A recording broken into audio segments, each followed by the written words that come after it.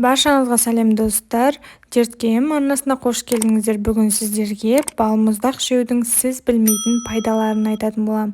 Ең алдымен менің арнама жазылып кетіңіздер. Балмұздақ балаларға ғана емес, үлкендерге де сүйіп жейтін тәттінің түрі. Жаздың аптап ыстығында шөліңізді басатын балмұздақтың ағзаға да пайдасы бар екенін естіп пе едіңіз?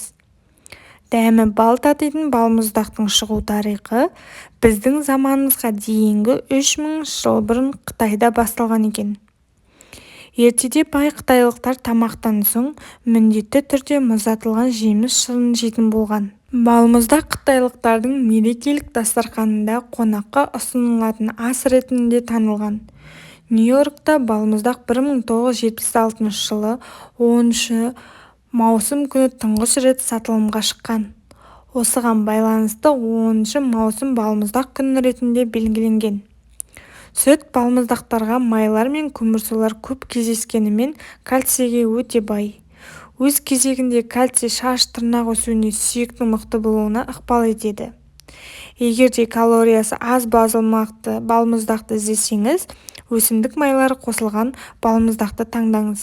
Сонымен қатар құрамы лактоза, кальций, магний секілді түрлі дәрумендермен бірге қоспалармен байытылған балмұздақтың пайдасы асқазан, ішек жолдарының жұмыс істеу қабілетін жақсартады.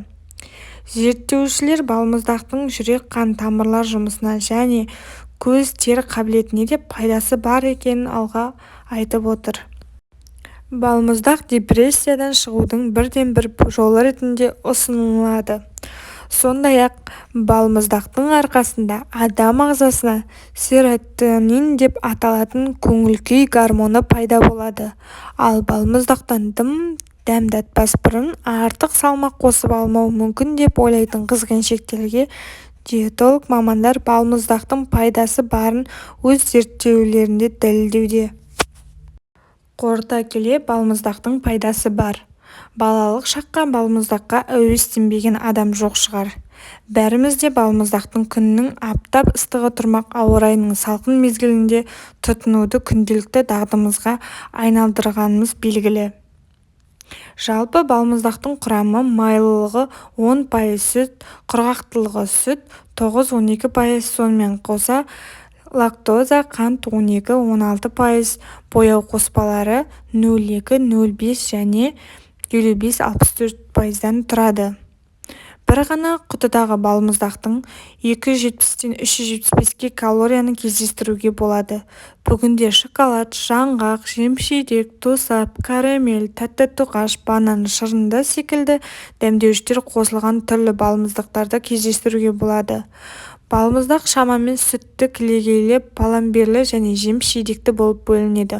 Оның ішінде майлылығы өте төмен көрсеткіште сүтті, ал жемширекті балмұздақтан майды кездестіру мүмкін емес. Балдай тәтті дәммен тіл үйіргенімен қоса тамақты қабындыратын бұл тәттінің кейде адам ағзасына пайдасы да бар екен. Оның бір сыры тәтті құрамындағы инулинде жатыр. Инулин майлылығы басым балмұздақтың орнын басатын қоспа. Мұның бірден-бір пайдасы ағзадағы майлылықтарды азайтады. Сонымен қатар құрамы лактоза, кальций, магний секілді түрлі дәрумендермен бірге қоспалармен байытылған. Балмұздақтың пайдасы асқазан, ішек жолдарының жұмыс істеу қабілетін жақсартып, микрофлораның артуына септігін тигізеді екен. Бұдан бөлек жүрек қан тамырларының жұмысын, көз тері қабілеттерін жақсартады. Демек, тәттіні балалардан бастап қарияға дейін тұтынғанның зияны жоқ. Денсаулыққа пайдалы тұстары да баршылық. Тек шамадан тыс жеуге болмайтынын есте сақтаңыз. Балмұздақ деген құмарлығыңыздың тағы бір себебі серотонин. Бұл қоспаның адам ағзасына сергек сезінтіп, жағымды көңіл сыйлайтын қасиеті бар. Әсіресе көңіл күйі түсіңкі, жан күйзелісінде жүрген адамдарға таптырмайтын ем дейді мамандар.